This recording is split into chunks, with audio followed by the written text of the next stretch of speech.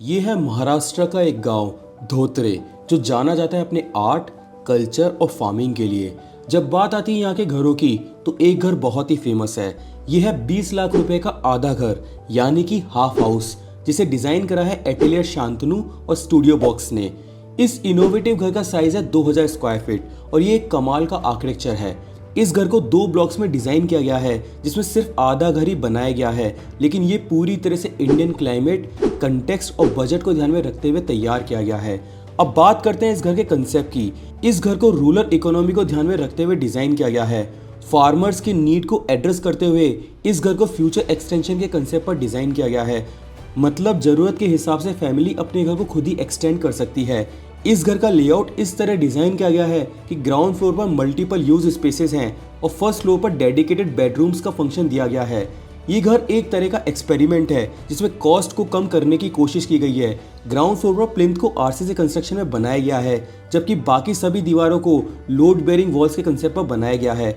Brick walls को red trap bond में लगाया गया है, जो घर को कॉस्ट इफेक्टिव और क्लाइमेट इफेक्टिव बनाता है। घर की रूफिंग की बात करें तो इस घर के अंदर शिंगल रूफिंग का यूज किया गया है, जो घर को एक लाइट वेट और कॉस्ट इफेक्टिव रूफ प्रोवाइड करती है। ये स्मार्ट और एफिशिएंट डिजाइन रूरल हाउसिंग के लिए एक परफेक्ट एग्जांपल है। ये घर इंडियन क्लाइमेट और रूरल लाइफस्टाइल को एड्रेस करते हुए एक सस्टेनेबल और प्रैक्टिकल सॉल्यूशन देता है। इस घर का डिजाइन, मॉड्यूलरिटी और मटेरियल सिलेक्शन यूज एक यूनिक आइडेंटिटी देता है, जो ना सिर्फ कॉस्ट इफेक्टिव है बल्कि एनवायरनमेंट फ्रेंडली भी है। इस घर को ट्रेडिशनल के साथ साथ मॉडर्न एलिमेंट्स के साथ ब्लेंड करते हुए डिजाइन किया गया है। फार्मर फैमिली के लिए डिजाइन किया गया ये घर पूरी तरह से क्लाइमेट और बजट को ध्यान में रखते हुए डिजाइन किया गया है। समझते हैं इस घर के कंसेप्ट को। ये है इस घर का कंसेप्चुअल एक्सोनोमेट्रिक स्केच। घर का नॉर्थ आता है इस डायरेक्शन के अंदर। घर की एंट्रेंस होती है ईस्ट साइड से।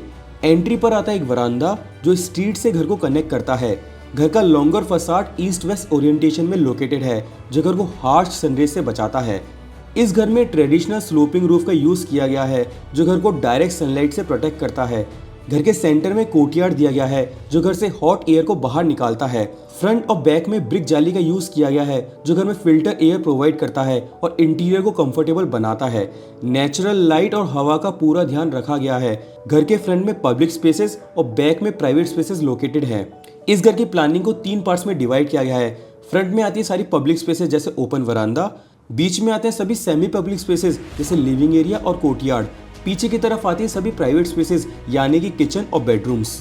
इस घर की वॉल्स को एक्सपोज मटेरियल में डिजाइन किया गया है, जो घर को रस्टिक और नेचुरल एस्थेटिक देता है। ब्रिक जाली का यूज किया गया है इस घर के अंदर, जिसमें क्रॉस वेंटिलेशन का प्रोविजन भी रखा गया है। घर के सेंटर में कोर्टयार्ड दिया गया है, जो घर को एरी और मॉइस्चर कंट्रोल एनवायरनमेंट प्रोवाइड करता है। घर की रूफ को ट्रेडिशनल स्लोपिंग रूफ में डिजाइन किया गया है, जो रेन वाटर कलेक्शन में हेल्प करता है और डायरेक्ट सनरेज से बचाता है घर को। समझते हैं इस घर के फ्लोर प्लान को।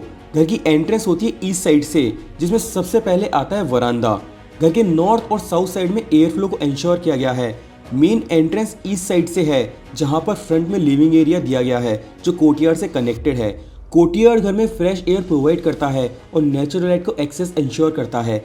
घर के अंदर ब्रिक जाली बनाई गई है, जो क्रॉस वेंटिलेशन के लिए काम करती है और घर के इंटीरियर को कंफर्टेबल बनाती है।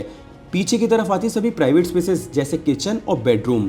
फर्स्ट फ्लोर पर आप इस स्टेयरकेस के थ्रू पहुंचते हैं, जहां पर 2 बेडरूम्स बनाए गए हैं। पीछे की तरफ एक कॉमन टेरेस और एक कॉमन टॉयलेट प्रोवाइड किया गया है। घर के फ्रंट में बालकनी दी गई है, जो कोर्टयार्ड का व्यू देती है और एरी एनवायरनमेंट को एनहेंस करती है। यह है इस घर का सेक्शन।